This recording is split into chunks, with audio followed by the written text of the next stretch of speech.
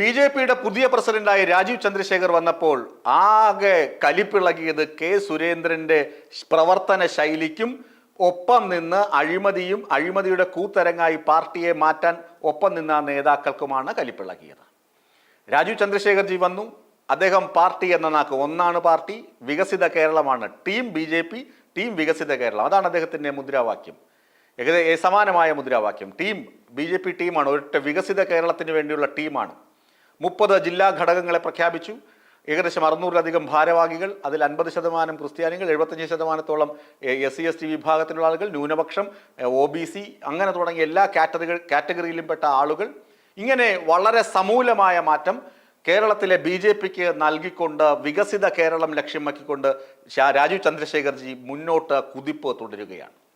ഇവിടെയാണ് രാജീവ് ചന്ദ്രശേഖർജി, ഞാൻ മുമ്പൊരിക്കൽ പറഞ്ഞിട്ടുണ്ട്, കള്ളക്കളികൾ മുഴുവൻ രാജീവ് അറിഞ്ഞു കഴിഞ്ഞു. ഇനി കള്ളക്കളി നടത്തുന്ന ആളുകൾക്ക് പാർട്ടിയിൽ സ്ഥാനമില്ലെന്ന് അദ്ദേഹം എഴുതി മുദ്ര വെച്ച് കഴിഞ്ഞു, ആണി അടിച്ചു കഴിഞ്ഞു. കള്ളക്കളി കളിക്കുന്ന ഒരൊറ്റ മനുഷ്യനും പാർട്ടിയിൽ ഇടമുണ്ടാകില്ല, പ്രസ്ഥാനത്തിലിടമുണ്ടാകില്ല. പ്രസ്ഥാനത്തെ മുച്ചൂടും മുടിച്ച് പ്രസ്ഥാനത്തിൻ്റെ പദവികളിരുന്ന് കൊള്ളയടിച്ച് പോക്കറ്റ് വീർപ്പിക്കാനും സ്വന്തം സാമ്പത്തിക നില ഭദ്രമാക്കാനും ശ്രമിച്ചവരല്ല ബി.ജെ.പിക്ക് ആവശ്യം. ബി.ജെ.പിക്ക് വേണ്ടി ആത്മാർത്ഥമായി പണിയെടുക്കുകയും അതിലൂടെ രാജ്യത്തിൻ്റെ സമൃദ്ധിക്ക് എന്തെങ്കിലും സംഭാവന ചെയ്യുന്ന ആളുകൾ മതി എന്ന് രാജീവ് ചന്ദ്രശേഖർജി ഉറപ്പിച്ചു കഴിഞ്ഞു. അതിൻ്റെ ഭാഗമായി അദ്ദേഹം കുറെ ആളുകളെ വെട്ടിമാറ്റി. ആദ്യം കടക്കൽ കത്തിവെച്ചത് കെ സുരേന്ദ്രൻ്റെ അടുത്ത അനുയായികൾക്കാണ്. സുവർണകുമാറായിരുന്നു കെ സുരേന്ദ്രൻ്റെ ഒരു അടുത്ത അനുയായി. മാധ്യമ വിഭാഗം കൈകാര്യം ചെയ്തിരുന്നത് സുവർണകുമാറായിരുന്നു. സുവർണകുമാർ എല്ലാവർക്കും അറിയാം, മാധ്യമപ്രവർത്തകർക്കൊക്കെ നല്ല ചങ്ങാതിയാണ് സുവർണകുമാർ. ഞാനും പലകുറി അദ്ദേഹത്തെ വിളിച്ചിട്ടൊക്കെ ഉണ്ട്. അദ്ദേഹം എല്ലാ കാര്യങ്ങളും പറഞ്ഞൊക്കെ തരുന്ന വ്യക്തിയാണ്. പക്ഷേ അദ്ദേഹത്തിന് ഒരു കുഴപ്പമുണ്ട്. ഈ സുരേന്ദ്രൻജിയെ തള്ളിപ്പറയുന്ന ആളുകളെക്കുറിച്ച് അദ്ദേഹം ഇല്ലാത്ത കഥകളൊക്കെ ചിലപ്പോൾ പ്രചരിപ്പിച്ച് കളയും. പ്രത്യേകിച്ച് ശോഭാ സുരേന്ദ്രനെതിരെയുള്ള ചില ഗോസിപ്പുകൾ, ശോഭാ സുരേന്ദ്രൻ അങ്ങനെ ചെയ്തു, അല്ലെങ്കിൽ കൃഷ്ണകുമാർ പക്ഷത്തെ വിമർശിച്ചുകൊണ്ടുള്ള സാധനം, ചില മീഡിയ മാനിപ്പുലേഷൻ നടത്തുന്നതിലൊക്കെ സുവർണകുമാറിന് പങ്കുണ്ടെന്നാണ് രാജീവ് ചന്ദ്രശേഖറിന് കിട്ടിയ വിവരം. അതുമാത്രമല്ല, രാജീവ് ചന്ദ്രശേഖർ അധികാരമേറ്റ ഉടനെ തന്നെ ചില പ്രത്യേക പാർട്ടി ഓഫീസിനകത്ത് നടന്ന ചില കാര്യങ്ങൾ വരെ പുറത്തുപോയി.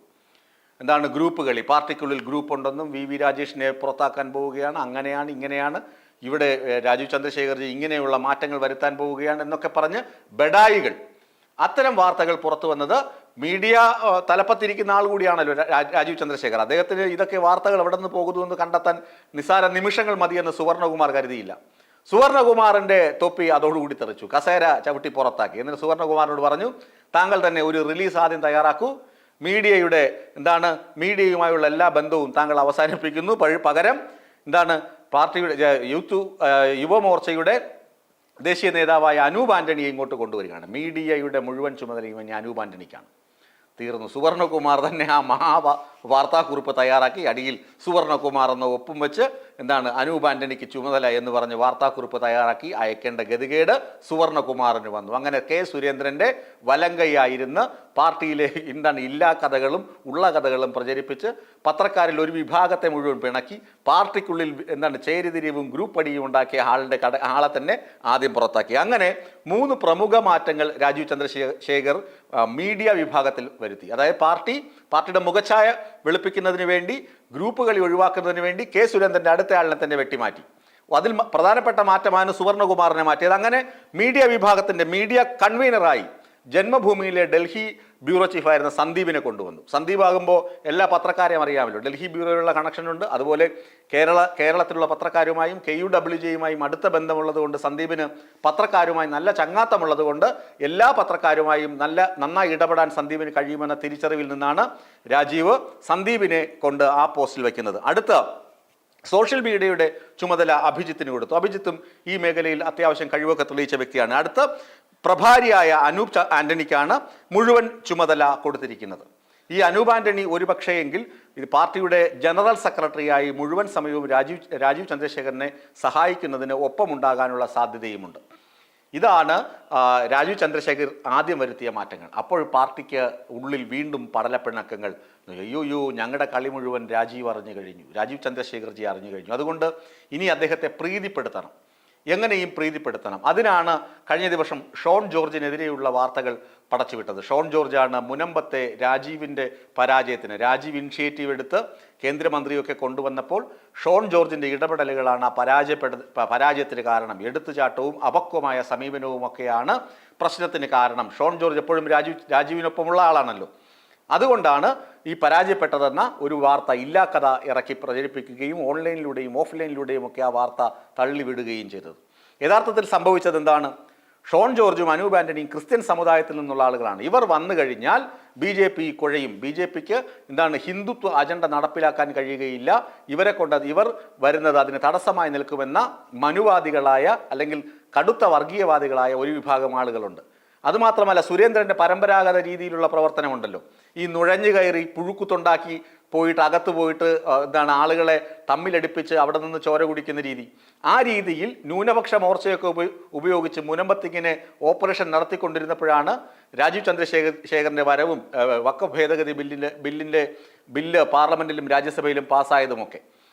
ഷോൺ ജോർജ് വന്ന് അത് കുറച്ചുകൂടി വേഗത്തിലാക്കി. BJP രണ്ടാം ഘട്ട ഓപ്പറേഷൻ വേഗത്തിലും പിന്നെ കേന്ദ്രമന്ത്രിമാരുടെ ഇടപെടലൊക്കെ സാധ്യമാക്കി കൊടുത്തത് അവിടെയാണ്. അത് രാജീവ് ചന്ദ്രശേഖറിൻ്റെ ഇടപെടലും അത് ഷോൺ കുറച്ചുകൂടി കാര്യക്ഷമമാക്കാൻ, ക്രിസ്തീയ വിഭാഗമാണല്ലോ കൂടുതൽ മുനമ്പത്തുള്ളത്, അതുകൊണ്ട് അവരുമായി കൂടുതൽ അടുപ്പം സ്ഥാപിക്കാൻ ഷോണിന് കഴിഞ്ഞു. ഇത് പരമ്പരാഗത രീതിയിലുള്ള BJP രീതിയല്ല എന്ന വിമർശനം ഉയരുകയും കുത്തിത്തിരിപ്പുണ്ടാക്കുകയും ചെയ്തു.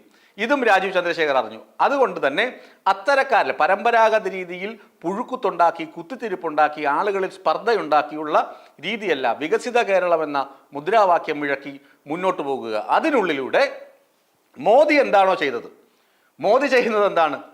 മോദി മേക്ക് ഇൻ ഇന്ത്യ അല്ലെങ്കിൽ ഡിജിറ്റൽ ഇന്ത്യ എന്നൊക്കെ പറഞ്ഞ് മോദി പറയുന്നത് എന്താണ്? വികസിത ഇന്ത്യ അല്ലെങ്കിൽ അമൃത് ഭാരത് എന്ന് പറഞ്ഞ് ഇന്ത്യയെ പുരോഗതിയുടെ പാതയിലേക്ക് നയിക്കുക. അങ്ങനെ വലിയ വലിയ വാഗ്ദാനങ്ങൾ നൽകുക. അങ്ങനെ മോഹനസുന്ദരമായ വാഗ്ദാനങ്ങൾ നൽകി ഒരു പുകമറ സൃഷ്ടിച്ച്, തിളക്കമുള്ള മറ സൃഷ്ടിച്ച് അതിനുള്ളിലൂടെ ഇരപിടിക്കുക. കലക്കവെള്ളത്തിലല്ല, തെളിഞ്ഞ വെള്ളത്തിൽ നിന്ന് ഇരപിടിക്കുന്ന പുതിയ നൂതനമായ കോർപ്പറേറ്റ് വിദ്യയാണ് രാജീവ് അവതരിപ്പിച്ചുകൊണ്ടിരിക്കുന്നത്. ഏതായാലും സംഗതി പ്രശ്നം തന്നെയാണ്, പക്ഷേ അവതരിപ്പിക്കുന്ന രീതി മാറ്റമാണ്. ഞാൻ പറഞ്ഞു വരുന്നത്, രാജീവ് പാർട്ടിയുടെ മുഖം മിനുക്കുകയാണ്. അത് BJPയുടെ പരമ്പരാഗതമായ എല്ലാ വേരുകളെയും വെട്ടിമാറ്റിക്കൊണ്ട് പുതിയൊരു തരത്തിലുള്ള ഇരപിടിക്കലാണ് രാജീവ് നടത്തുന്നത്.